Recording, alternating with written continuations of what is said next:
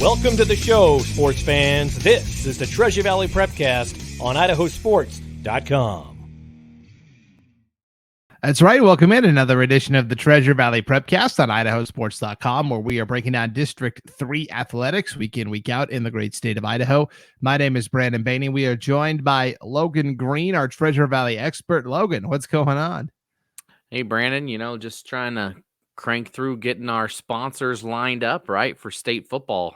We got week one starting tomorrow because today's Wednesday. So week one of the playoffs kick off tomorrow for football. It's kind of hard to believe. I know we say that every week, but it really is. It's here, and might be a cold one this weekend, which always makes for good, fun football. Yes, for sure. We are going to be broadcasting 17 first-round football playoff games on IdahoSports.com in both audio and video mediums. You can check the game streams tab at IdahoSports.com to see everything that we are officially covering, but it's going to be a great opening weekend. And again, we can't do it without all of those great sponsors. So if you are a Treasure Valley business and one of your favorite teams is in the postseason, reach out to Logan at IdahoSports.com. He'll get you all squared away. And we would really appreciate it because we can't do what we do without the support of all those great businesses. Yeah, I always say you can consume all the free content you want right here on Idaho Sports, but producing it's not. So it goes a long way in helping us continue to do what we do with the website, with these Prepcasts, with all the broadcasts. So again, if you're interested, just reach out to me, Logan at IdahoSports.com. You can just do one game. You don't have to commit to doing anything huge. You can just do one game for one super small amount just to be a part of it. So again, and that's good. The whole playoffs. So just be sure to check back in. You can send me an email, and I'm happy to talk about however that may look for you and your business. So there's our infomercial plug for the morning. All right. And now let's get into state soccer, Logan. This happened last week in venues all around the Treasure Valley. And specifically, we want to highlight the two champions that emerged from the Treasure Valley. It was both on the boys and girls side of the Class 5A ranks. I think we got to start on the girls' side because this was a huge story. Owyhee and Boise meet up for the state championship matchup. They played to a 0-0 draw through regulation, through the first overtime, and then through the second overtime. So after 100 grueling minutes of championship soccer, right, these sides are deadlocked 0-0, which means, Logan, it's going to the shootout, penalty kicks, which every coach hates. But for the fans, it's always exciting. Yeah, I mean, I said this to somebody, having attended lots of sporting events in my life, I think one of the most gut-wrenching ones to sit through is hockey, right? When you get to overtime and you get to in a blink of an eye, this game can be done. It's not like football, right? In overtime where you both get a shot at it, or you can see the run happening from a mile away, something like that. It is just instantaneous, and it can be over. And this penalty shootout was not without drama as well. Boise got ahead. Owyhee had to have a save just to keep it alive. And then they had to, because they go to 5, and Boise was up 2-1 heading into that 5th. And if they knock it in, it's over. Owyhee gets a save. They tie it up, and then they go on to win it in the next set. And that's a heck of a win for Owyhee, Brandon. I was trying to count in my head now, how many state championships have they won in their short 2.5 years of being open? A lot. I mean, they won boys basketball. They've won baseball back-to-back. I believe they won softball last year, right? And now the girls soccer. So just a great story there for Owyhee to get things started. For sure. And I talked about this on our state soccer preview special with Christian Wiener. I said, hey, why he seems to find a way when these state tournaments happen. It doesn't really matter what seed they are. It doesn't matter where they're matched up. They just seem to find a way. And you mentioned the two examples with basketball and boys basketball and baseball. And now they do it again in girls soccer. So yeah, it was a crazy PK shootout. And shout out to both Brooke Sauer and Emily Myers and the goalkeeper as well, Fuss, for basically pulling that out of the fire for the Storm. And they did this all with a first-year coach as well. So it was really fun to see for Hawaii and for Boise. No shame in getting to the championship and losing. Boise is just so used to being so dominant. I think fans around the state were like, oh, wow, somebody beat Boise. Yeah. And I mean, these two teams played a couple of times this season. Boise won those two matchups 2-0 both times. But what's even more crazy, if you look at this, Owyhee coming into it, right, at state or during districts, they won their first game against Rocky, but then they came in to the state tournament on a 2-game losing streak. They had lost 2-0 to Boise, 2-0 to Mountain View, coming into a play-in game where they had to go to Burley and beat Madison, right? So they had to win a play-in game just to get to state after going to, losing their final 2 games at district, and then they go on and win a state championship. We see it every year, Brandon, in some sport where some team does that, right? Where they barely get in and then boom, they go all the way to the finals. And in this situation, Owyhee comes away with the state championship. Yeah, it was really fun to see. Congratulations to Owyhee first-year coach Madison Brown taking over for Ramey Randstrom, who was a great player, great coach for Owyhee, the first coach in Owyhee school history. And so for Coach Brown and those Owyhee girls, what a special moment. On the boys' side, Logan, Timberline, so where we had a new champion in 5A, girls, 5A boys, same old, Timberline with the three-peat here. They beat Rocky Mountain 3-1 in the state championship matchup. Yeah, no drama needed for Timberline. Just a nice, clean, easy win, right? And it was done in impressive fashion, right? Timberline comes away with the state championship, and Zach Taylor, what's he do? He puts in a hat trick, right? In the second half, right? He puts together a second half hat trick to get the 3-1 win for Timberline. He's a phenomenal player. Was, I believe, supposed to play in the Timbers organization, but there was some hiccup there. He's a good player, right? And gets a hat trick and gets a state championship. Not a bad way to spend a Saturday. Yeah. So congratulations to both Timberline and Owyhee for winning just incredible state championships. And congrats to all of our soccer teams that were there. Bishop Kelly boys and girls played strong as always, but fell just a little bit short. We had some really fun 3A action. The thing that surprised me the most was Caldwell went 2-0 on the boys' side. I was very surprised by that. That shocked me when I saw that they lost to begin with.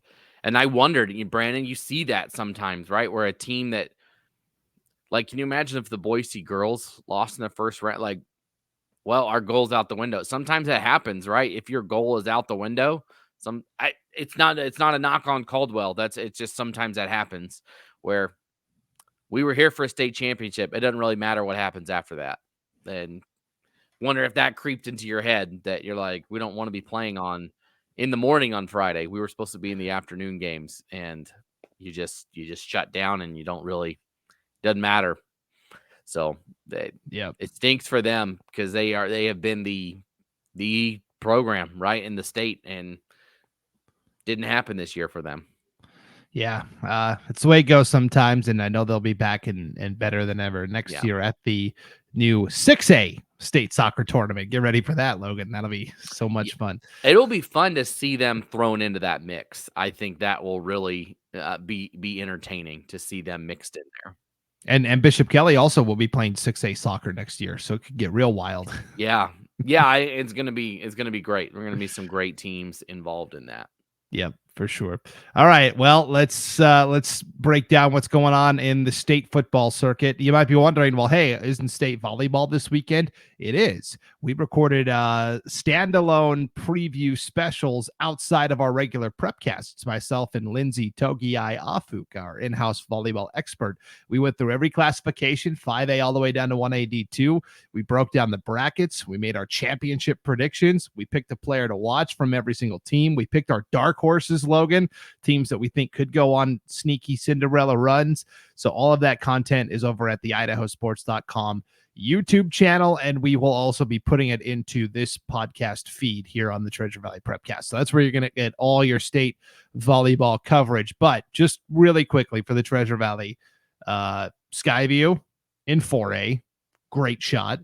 Horseshoe Bend, 1A D2, great shot to win it all. And then all the other classifications, Coal Valley Christian's the number 1 seed in 2A. Melba is the defending champs at the 4 seed, even though Melba beat Coal Valley 3 times, and we talked about that a little bit on the preview. In 3A, McCall Donnelly is the number 1 overall seed. In 1A D1, you've got Greenleaf Friends and Liberty Charter representing, and at 5A, really, that to me is the one that's most wide open. Eagle is kind of everybody's favorite going in. I think Timberline could also be right there. So a lot of good volleyball, and there's a good chance we're talking about a couple of state championships at least.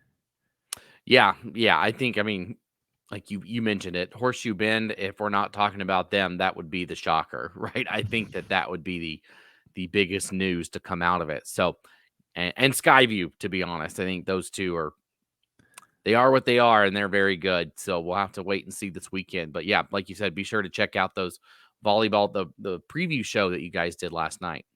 Yep. All right. So let's get into state football now, Logan. We'll just start at 5A and work our way down. I will share the brackets up on the screen so you can follow along right there. And so here's what we've got. When we look at this 5A bracket, Logan, and if you're listening to this on IdahoSports.com and you're like, well, I can't see the brackets, it's all good. We've got them right on the homepage at IdahoSports.com. You can follow along that way. So Eagle and Meridian play in the SIC championship last week. Eagle holds on and wins again in another nail biter, but they both get first round byes. Really, everything went the way we thought. All the teams we thought would win the cross-divisional matchups did. Bora got the last playoff spot via the at-large, so there weren't really any major surprises here. But here are the matchups right away at the top. You've got a rematch between Owyhee and Boise Friday night at Donna Larson Park. These two teams, of course, did play in the regular season, and this was a win for the Brave. But it does seem like the Brave are on somewhat of a downslide here the last couple of weeks. Yeah, they snuck one out against Centennial in that crossover game, which really would have sent some ripple effects throughout what we see here. It probably bumps them down a line. Like it would have made a huge mess because Bora would have been out. Middleton probably moves up a seed because I would imagine Boise would drop. Middleton might have moved up 2 spots in that case if Boise dropped and Centennial is now in. So it's just a what could have happened if that had happened. But Owyhee as well. Owyhee has played better, but they've had some close games too throughout their time. And so I don't know. I whoever wins this game might have a tough time next week over in Pocatello dealing with the Highland Rams. Unless if somebody wins big here, then I'll be a little more optimistic. But both of these teams need a big win, and they're both going to have an opportunity to have a big win over, obviously, a playoff team, which has been kind of lacking the last few weeks. Both teams started out really good, had some big wins, but like you said, maybe a little bit. They did just both win, so I guess we shouldn't knock that. But Boise, like we said, barely won that over Centennial, a lot closer than it probably should have been. And Boise barely beat Owyhee in the regular season when they played, Logan. It was a 10-7 final. Yeah, that was it. So Owyhee has had some close ones down the stretch too. So I don't know what to think here, Brandon. This one like you said, 10-7 in the regular season, very much a toss-up game here. Yeah, total coin flip. No matter what happens, though, it'll be a signature event because Boise's in the playoffs for the first time in like 30 years, right? And What a breakthrough. Congratulations to Coach Mike Altieri and the Boise High Brave for putting in the hard work and emerging from those dark shadows. So it would be their first playoff win in some time. And, of course, for Owyhee, it would be their first football playoff win in school history. They made it to the playoffs for the first time in school history last year. Had to go to Rigby for the opening round, lost. So for no matter who wins here, it's going to be kind of a signature moment. And so I'm just excited to see how it all shakes out. Right right below them, Logan, we have Mountain View traveling all the way up to Post Falls. Now, this is a game that we are going to be broadcasting on IdahoSports.com. So Maverick fans can tune in if they don't make the long trip north. This is an interesting one to me because both of these teams come in with a little backsliding as well. Post Falls, I've seen with my own eyes the past couple of weeks, Logan, and they don't have that same pizzazz that they had last year or even earlier this season. I'm not sure what happened there. Their star running back, Tevin Burns, has been dealing with an ankle injury. And so I think Post Falls is primed for an upset here. Mountain View has struggled through the regular season, but they also lost their starting quarterback for the year. They've had to make a quarterback change recently and go with a sophomore, Henry Davis.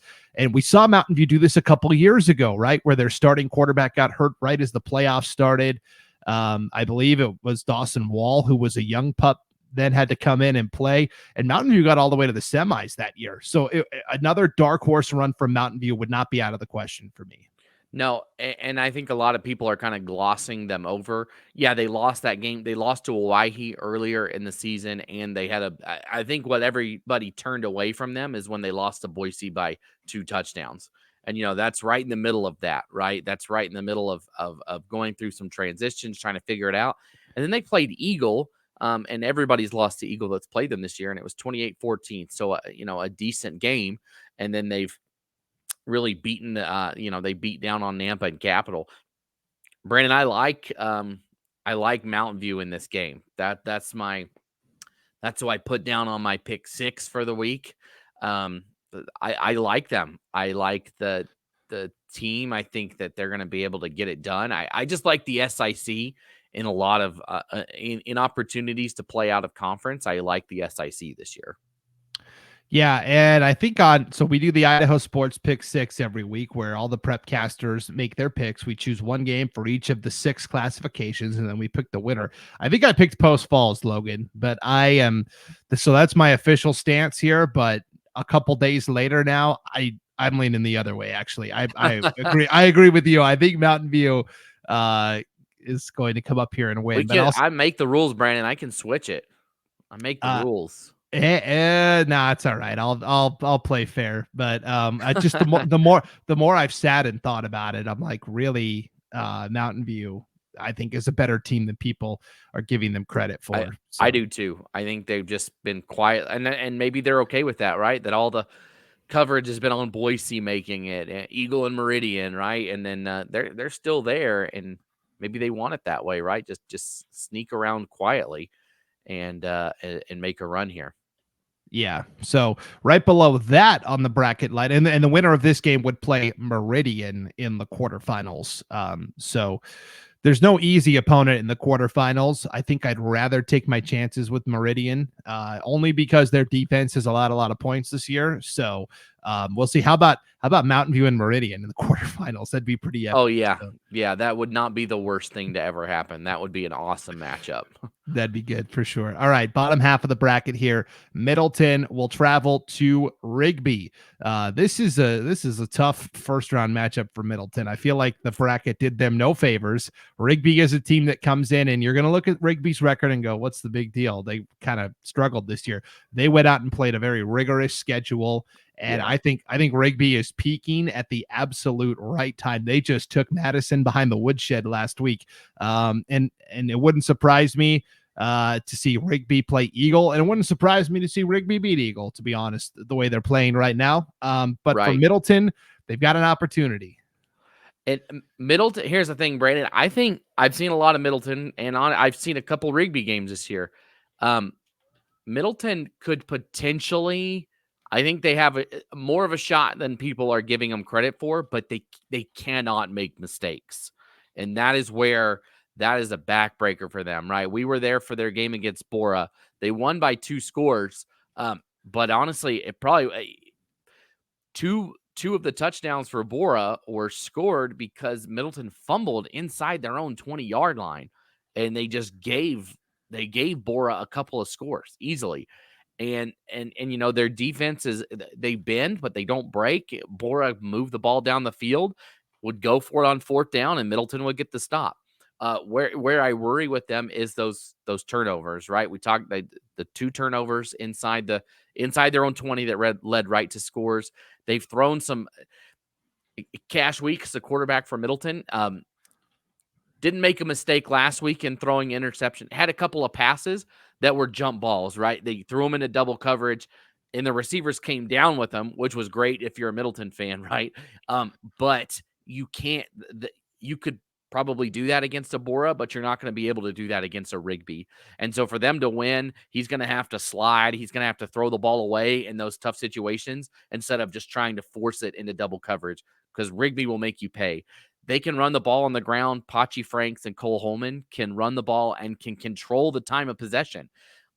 If Middleton sticks with that and they can get their run game going and they can just hand it off to Holman and Franks and eat up clock, I'm not saying it's going to happen, but anything could happen if they can have no turnovers. I think that's the key to success for them, is not turn the ball over and control the time of possession by keeping the ball on the ground. And that's not what Middleton's offense has been. They like to throw the ball. I mean, it's well known that that's air rated out is what Middleton does. But Franks and Holman on the ground, holding onto the ball, could potentially get it done for Middleton or make it a lot closer than I think people are expecting. Yeah, it'll be a tough matchup for sure, but good luck to Middleton as they make that trip over to Rigby. And then our final matchup, Logan, is Bora and Rocky Mountain. This is a matchup of SIC opponents. The winner of this will play Coeur d'Alene in the quarterfinals. They'll have to make that long journey north. I think selfishly, I'd love to see Rocky Mountain Coeur d'Alene in a rematch. They played earlier this year, and Rocky won 16-0. These two teams did not play in the regular season, Logan. They're in opposite divisions, so this will be the first time they're seeing each other this year. Right, and Rocky Mountain, they've also been kind of quietly just doing their thing under the radar, that people aren't really talking about them too much, and they only have a couple. Their losses, I think, are to Meridian and Eagle this year, if I'm not mistaken, and that's it. I think it was they also lost to Mountain View early in the season. Mountain View, that's right. So Yeah. I mean, I think that this is a good Rocky team that they should beat Bora. I'll just say I think they should beat Bora, and then if they can get there to the next round, and like we said, they've already beat Coeur d'Alene. If they're able to do it again, we could potentially see a Rocky Mountain Rigby semifinal or Rocky Mountain Rigby rematch that we saw earlier. This tournament, I think, is going to be one of the best. I don't see any matchups that are going to be, that team's going to absolutely blow out the other team. I don't see that. And you see that in a lot of other tournaments. And maybe that's the way the tournament's set up. Maybe there's too many teams in. And we can have that debate another day. But I just look at this bracket and I don't see, that team's going to win by 40 points right here on this schedule. Everything's going to be great all the way down to the state championship. Yep, I totally agree. This is going to be a really fun tournament as it plays out. Good luck to all of our 5A teams that are competing. All right, Logan, let's get into the big gargantuan 16-team Class 4A bracket here. Bishop Kelly ends up winning the Southern Idaho Conference. They defeat Skyview last Friday. Both teams came in undefeated. So Bishop Kelly finishes first. Skyview finishes second. Emmett ends up taking third. They get into the playoffs via an at-large bid. And then that's it. Those are the three teams representing District 3 this year in the postseason. Each of them have interesting first-round matchups. Let's start with Bishop Kelly. They will host the 15 seed, and Bishop Kelly got the number 2 seed overall. They rank it on Max Preps. They got the number 2 seed overall. They will host number 15 Burley. Now, this is a rematch of a game from earlier this year. BK traveled to Burley, and if we're being honest, they kind of flexed their muscles a little bit, won in pretty resounding fashion. The final score of that Bishop Kelly Burley game was 59-7. Yeah, and Brandon, I don't know if it's going to be much different here. Bishop Kelly's rolling. Burley they've struggled, especially on the defensive side of things, and I don't think that's not a secret. I'm not trying to say anything bad about Burley. It is what it is. I'd expect Bishop Kelly to win very big here. to take care of business. And what is very interesting is if Emmett can beat Minico, we get a rematch of that game that was a lot closer than anybody was expecting. So I'm kind of selfishly hoping for that. And I think Emmett has got a shot, that Emmett's got a shot against Minico, that they could possibly get it done, and we could see that rematch. I don't think it's completely out of the question. Yeah, no, I'm right in lockstep with you. I like Bishop Kelly. I like Emmett to go on the road to play Minico. Minico is a team that I think not coasted, but their record is propped up by they played in a pretty weak conference this year outside of they and Twin Falls. As we see with Burley and Canyon Ridge getting in as the 15 and 16 seeds. And I think that Minico's got this gaudy record and they put up all these great offensive numbers, but when push came to shove and they had to play Twin Falls in the regular season finale, Twin Falls worked them over big time. And so I think Minico's coming in a little wounded. They've got a new coach in Sherm Blaser who's trying to throw the ball a little more this year. But Emmett is a team that's been locked in for the last several weeks. They finally have a quarterback that's healthy, Ryder Scheib, who is a great dual threat athlete. He's been piloting the offense the last several weeks for Emmett. And then they run the ball so well with Quentin Smith and even Isaac Brennan. And both those guys were playing out of position at the start of the year where Emmett was still competing, and they're just so well coached by Rich Hargett. I do like Emmett and BK in a quarterfinal rematch. Yeah, and I said this, that I think Emmett was using substitute quarterbacks. They weren't using a backup. It was a substitute because those guys are not quarterbacks, and they were still getting the job done. They were running the ball, and now that they've got their quarterback back, that it's like, all right, now everybody can play where they are meant to play. And Brandon, you were talking about that Minico Twin Falls game. Brandon, just so if you guys don't know, he is the new Twin Falls. He is there. They are his biggest fans now. On the pick six, everybody picked Minico except for Brandon, who picked Twin Falls.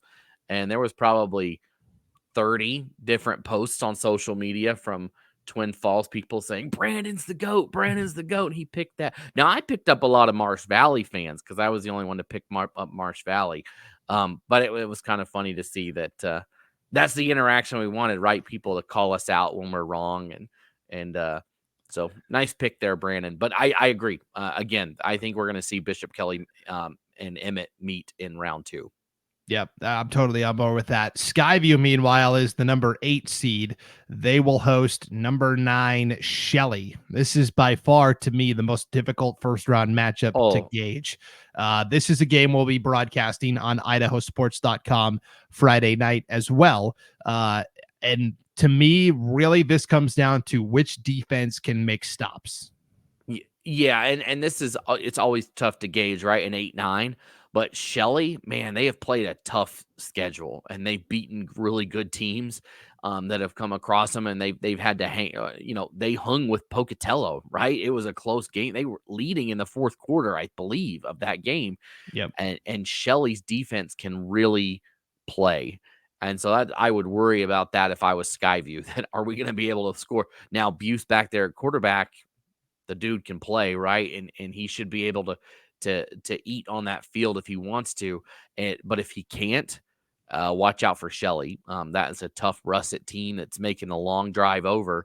When's the last time we saw Skyview and Shelley play each other? It's got to be here. Man. I know that Skyview was 5A and Shelley was 3A for a while. And so they both kind of are finally meeting in 4A. I'd have to look. Maybe it's their first meeting, but I like the Russets here, unfortunately. I think that they've just played a tougher schedule. And I think that Shelley team they could be dangerous, and they could beat somebody that they're not supposed to beat. I think unless Skyview was ever, because Skyview hasn't been open that long, right? How long has Skyview even been open as a school? Yeah, I don't know. They not a terribly long time, but again, they were 5A for a long time, so it's like they weren't even. And Shelley just moved up to 4A a couple years ago, so it might be their first ever matchup. I think it is. Not declaring it as 100%, but I think this is the first time they've played, unless Skyview was a 3A when they first started as a school. But I don't. No, I don't think so. No, yeah, so I think it is. And I always love seeing this where it's teams that don't usually playing each other. right. I love it. For Shelley, their game plan is pretty simple. It's the game plan they've executed all year long because they've played such a rigorous schedule. You mentioned Skyline and Pocatello and Bonneville and having to play Hillcrest, and they love to run the ball. I call them the run and russets because with head coach Josh Wells, they line up in kind of a wing T hybrid and they run the rock, and they've got 3 or 4 guys they pound the ball, but this is what they've done the last several years. The run and russets, they want to run the ball, they want to control the clock, they want to keep the other offense off the field. And that's, I assure you, that's the game plan coming in against what's a pretty good Skyview offense with Mason Cron, and you mentioned Cash Buse at quarterback. And so the question is going to be, can Skyview stop Shelley's run game? And again, I think it all comes down to defensively. If they can, then they'll win. I think I'm leaning Shelley just slightly here, Logan, but wouldn't surprise me to see Skyview win either. Yeah, that's a crow that I'm very happy to eat, right, if I'm wrong there. But it just, that's where my gut is saying is that Shelley, just because of what they've been through this year and what I've seen from them, I would lean towards Shelley.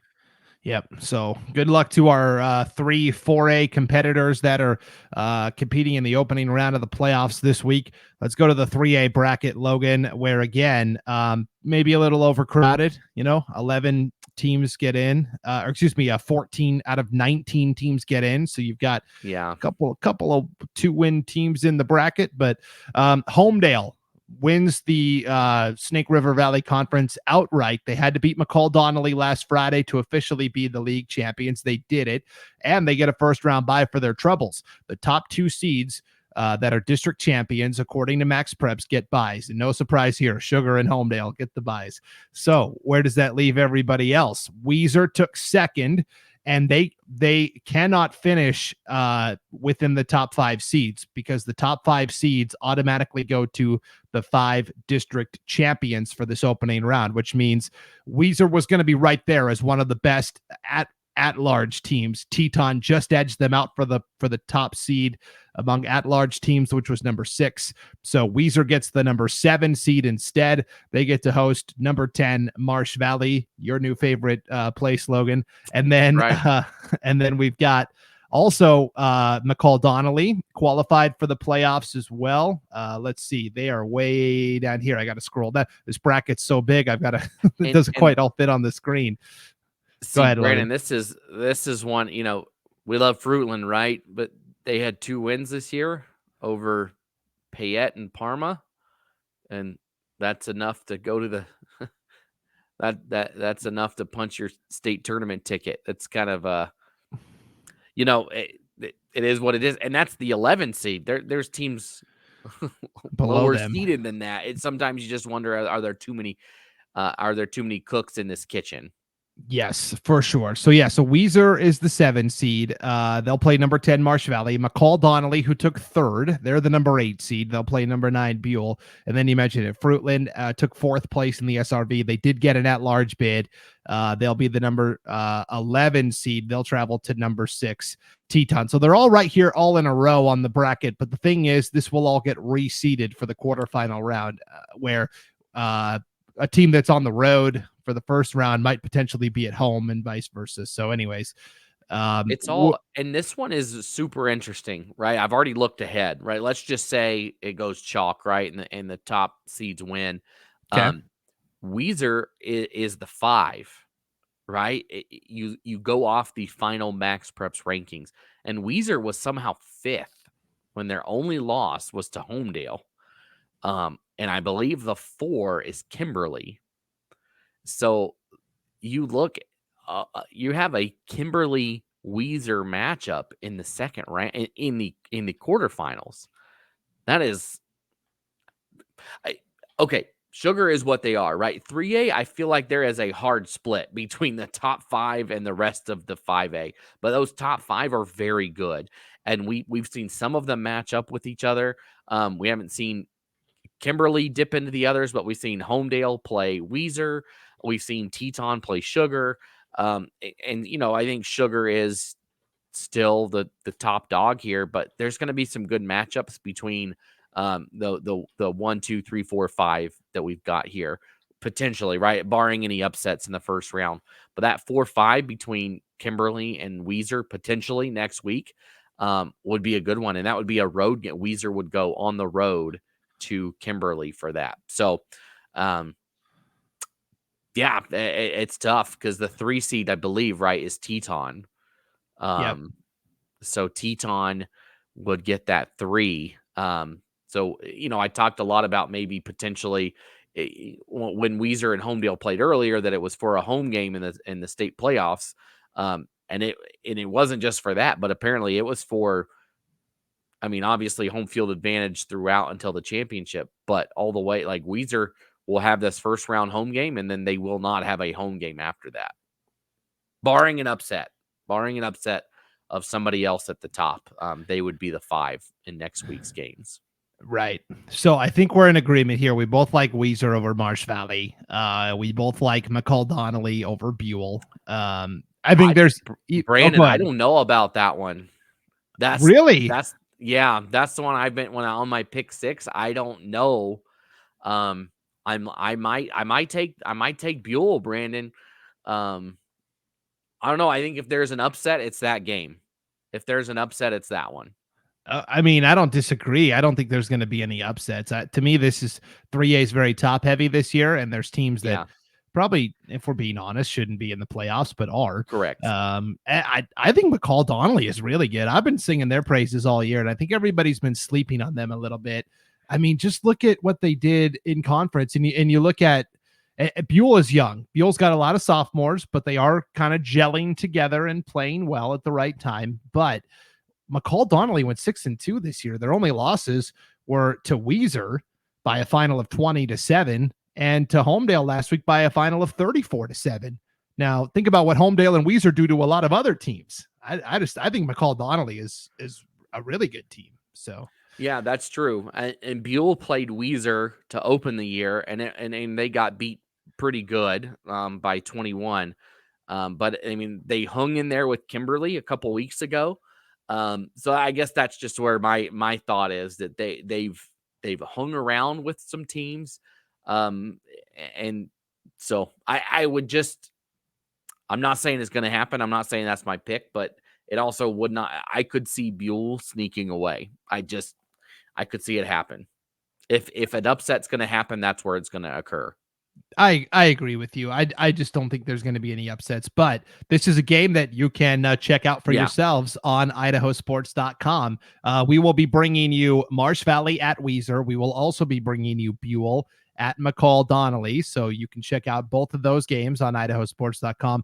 And then we got Fruitland at Teton in a Thursday night game, Logan. And that game will also be on IdahoSports.com. We've got all 3 SRV games on tap. I will admit Fruitland is walking into the Lions' den a little bit. This Teton offense is explosive. Yeah. Jack Nelson at quarterback, Thomas Hoosevelt, the do-everything running back, Ty Brown, 6'6" wide receiver. That Teton team is good. So good luck to the Grizzlies, though. You never know. And Fruitland has in the past showed up to these games in the first round where they go on the road and they've won. Like last year, I think they were at Snake River and they won. A couple years ago, they went to Kimberly and won when they hadn't done very well in conference play. So, Fruitland can be dangerous, but Teton is legit this year, and that's going to be a tough game for them. Yeah, for sure. So good luck to our 3A SRV teams that are competing. All right, Logan, 2A bracket where Nampa Christian beats Melba last week. And really it swung on a couple of big plays where it was a tight game. They were kind of trading scores in the first half of action. But then Nampa Christian made a couple of big plays to basically win the Western Idaho Conference title outright. And so because of that, the Trojans get a first-round bye during the playoffs, and now it's Melba that's having to play right away. They'll play Marsing, an old familiar face. So those were your top 3 in the Western Idaho Conference standings this year. Nampa Christian 1, Melba 2, Marsing 3. They all 3 get in. I was so glad to see Marsing get that final at-large playoff spot. We were talking about they were going to have to sweat it out because they had a bye last week. but they do get that final playoff slot. Congrats, you get to play Melba again, but this was a really close game in the regular season. It was, and so I've thought long and hard, how will this go? Because they were right there, and Marsing, I think Melba they've got a lot on the line here. I was just singing their praises that they might have been the second best team in 2A behind Declo, and then they lose to Nampa Christian. So I don't know. We'll see, Brandon. I mean, Melba's going to come out mad, I think, frustrated that they lost that game, frustrated that they have to play this week, that they should have been off. And then Marsing, happy to be here. Sweet. We get extra football.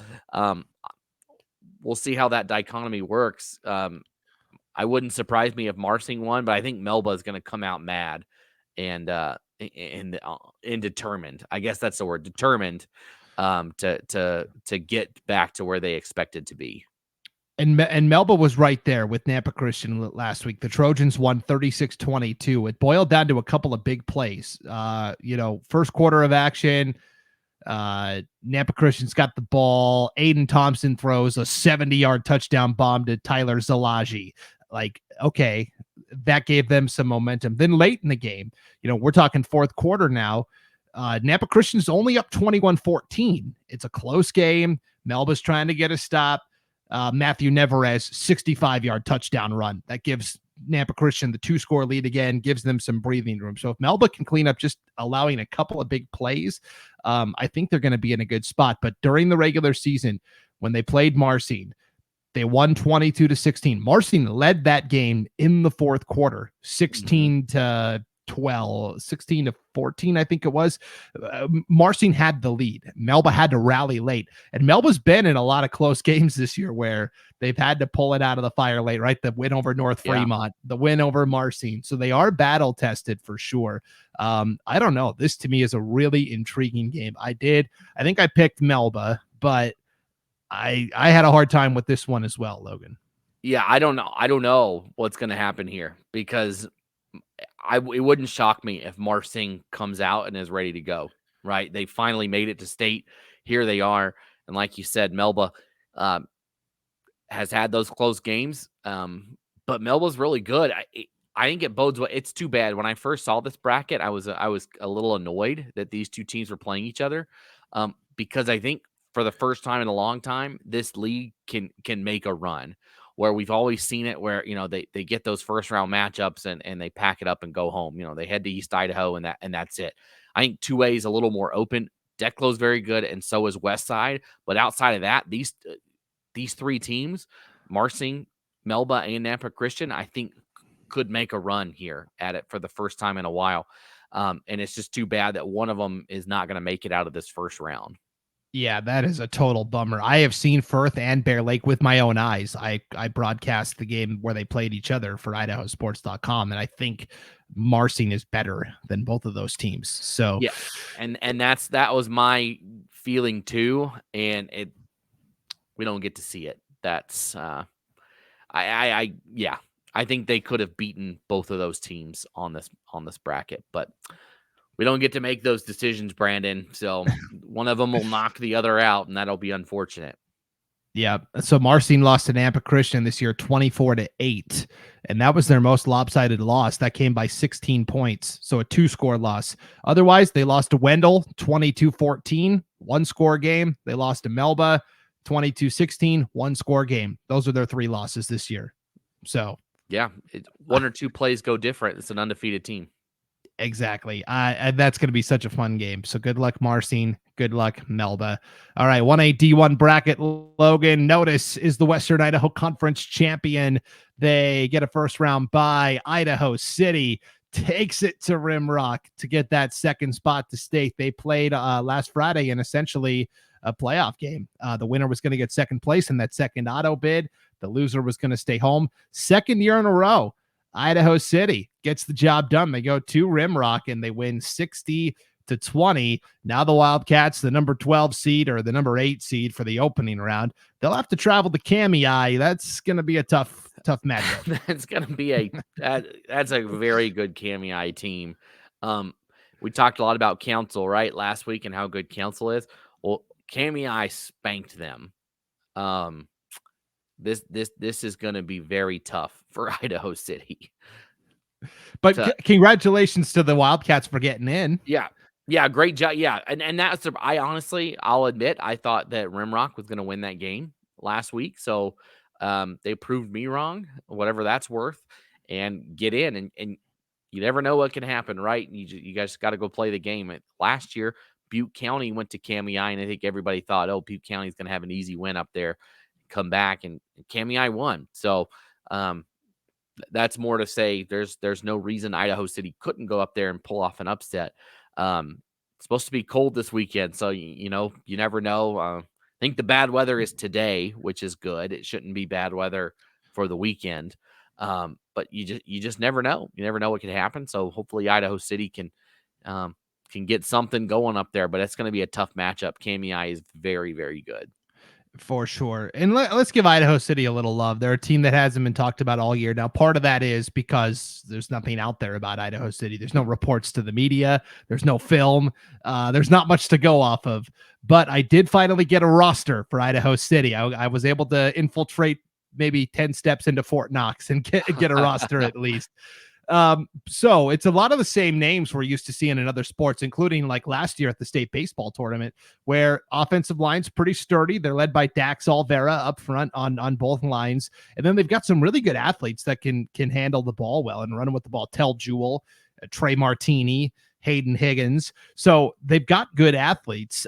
But against Kamiai, I mean, it's a long trip north. You're also going to have to play like you talked about with Middleton and Rigby. I mean, you're going to have to play your best game and hope that Kamiai, has a couple of turnovers as well. But a lot of turnovers is probably that Kamiai team's very good. But congrats to Idaho City for getting in again. Like you said, 2 years in a row that they've punched a ticket. So we'll see what the Wildcats can do on the road. Definitely. So good luck there. All right. 1A D2, Logan. All right. We talked about this last week. Council wins the conference. Garden Valley and Tri-Valley were playing for second and third. Tri-Valley wins that game. I was very impressed with Tri-Valley's ability to come through and get the win there. So Tri-Valley is the 2 seed. Garden Valley drops to the 3. Council, they rotate. There's 5 districts, and 4 of the 5 district champions get first round buys, and that's kind of on a rotating basis. Council drew the short straw this year in more ways than one. They didn't get a first round buy, so Council's got to host Dietrich on Friday. Is that Thursday night or Friday night? It's Thursday night. Council Thursday night. Okay, I'll be there for that game. Okay, Thursday night in Council on IdahoSports.com. Logan Green on the call. This is not the same Dietrich we've seen the last couple of years. They still have a dynamic quarterback in Connor Perkins who can do some really good things with the football, but Council, I think, is the favorite coming in. Yeah, and I think they are, and I think they would be the favorite in any game on this bracket except for the Kendrick game, which probably happens next week, and maybe a pick 'em against Camas County. I think that would be a 50-50 pick. But outside of that, I think Council wins any game that's in front of them, and it's too bad. Again, you see the bracket here. We talked about it last week, and here it is. Here's the proof of what we were discussing. They have to go to Kendrick next week if they're able to win this game. It's a tough draw, but you can't look past Dietrich. I mean, Dietrich made it to the state championship last year against Kendrick, who nobody thought could be beaten, and believe they had an onside kick at the last minute to potentially go and try to tie the game up. Like they were there, and so that's what you can't say never, right?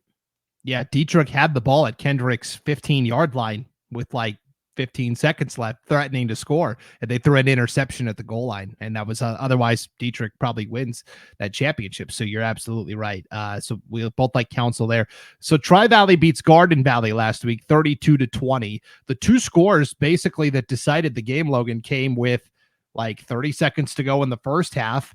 For Tri-Valley, Jace Wagner scores on a short touchdown run, the quarterback there, and then Tri-Valley scores again in the fourth quarter with like 10 seconds left. Basically, they score again with just 10 seconds to go. So Jace Waggoner runs for a pair of touchdowns. He threw a touchdown pass to Clayton Harper. Clayton Harper and Gage Warren rushed for scores for Tri-Valley. And so now we've got a very interesting rematch here. Tri-Valley is going to host Lewis County Friday night, 7:00. When these two teams met in the regular season, it was only a couple of weeks ago, Logan. This was that 2 or 3 weeks ago. Yeah, this was that crazy game where at the end, Tri-Valley is trailing. They have the ball at the 3-yard line. They try to call timeout. They don't have a timeout. In the confusion of all of that, I think the clock expires. And again, I heard this secondhand from some people that were at the game. So the clock may be expired. Referees didn't notice because they were, trying to tell Tri-Valley, hey, you don't have a timeout. Tri-Valley snaps the ball. Jace Waggoner scores with no time left, and Tri-Valley walks off 62-56 winners. I can't wait for this rematch. Yeah, this might be the best game of all the brackets, right, for the first round. You could see, last time you saw over 100 points. You could see both teams, again, scoring 50-plus points. They both have explosive offensive players. This could be a very fun and very high-scoring game. Yeah, it's going to be a really interesting matchup for sure. Can Tri-Valley stop the run? Gage Crow from Lewis County, just in the last 4 games, Logan, has rushed for 1,500 yards. It's insane. Yeah, it's nuts. So our final matchup, Garden Valley, by dropping that game to Tri-Valley, they finished 3rd. They've got to go all the way north to Clark Fork for a first round matchup. We'll have it for you Friday night on IdahoSports.com. That's 7:00 Pacific time kickoff, which is 8:00 in the Mountain Time zone where Garden Valley fans are going to be at. I'll be at this game, Logan. This is going to be, I think, an interesting one. Clark Fork got in by the skin of their teeth. They had to complete the largest comeback in school history to beat Lakeside last week. They were down 20 with 8 minutes to play. Came back and won on the game-winning touchdown with 10 seconds left. And so for the second year in a row, I think Garden Valley goes north and knocks out one of these teams. They did it last year to Mullen St. Regis. I think they're going to do it again to Clark Fork. It's funny. You look at this and you say, who has the easiest first-round game? And I think it's Garden Valley. They're the road team. I think Tri-Valley and Council both welcome in tougher opponents than Garden Valley sees. And so Garden Valley, we'll see if they can go up there and get it done. Like you said, I think they do. Tacoma Kelly is explosive. We've seen Clark Fork give up a lot of points, and watch out if Tacoma can get the edge. He's fast. Corn's going to run it up the middle, and he's going to plow through people. So watch out for Garden Valley. And Brandon, you might get to see the old Timo extra point while you're there. Yeah, I'm excited for sure. The thing with Clark Fork is they're banged up right now. There was at one point in that game on Friday night where 6 of the 8 starters were on the sideline with injuries for Clark Fork. Their coach, Patrick Young, turned to this freshman kid and goes, hey, have you ever played DB before? And the kid's like, no, I'm a D end. And he's like, well, you're an athlete. Go out there, figure it out. Go make plays. Figure it out. Oh my gosh. So they're kind of the walking wounded, and Garden Valley's defensive line is so good with Trevor Korn and Trustin Brown. I think they're going to cause some havoc for Clark Fork. Clark Fork is a team that wants to run the football. They had to abandon that because they were down 20 with 8 minutes to go, and they had to basically start throwing the ball all over the yard. I just think Garden Valley is also the more seasoned team when it comes to, they've been through a more rigorous schedule this year. Yes. And okay, you know what Garden Valley did? They lost, right? They lost their final 2 games, but Tri-Valley and Council, I think, would both beat Clark Fork by multiple scores. And so you look at that, they had a tough schedule. But they played Camas, I believe, right? And they beat Dietrich earlier this year. In Garden Valley, like you said, I think a tougher schedule sets up well for them, and that, I just think that they've played a tougher schedule that's prepared them for what they're going to see in the playoffs. And yeah, they did play Camas County. It was 50-12. I was trying to look that up really quick. And so they've played the gauntlet, right? And 50-12, honestly, against Camas County is not bad when you look at what they've done to other teams. And, like long story short, I like Garden Valley here. Yep, I completely agree. So we'll see. It should. I'm not going to say a sweep. That Tri Valley Lewis County game. I have no idea who wins that.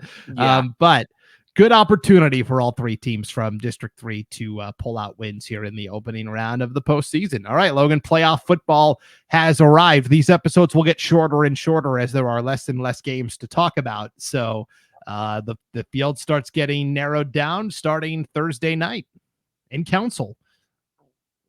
Yeah, should be a awesome weekend of football.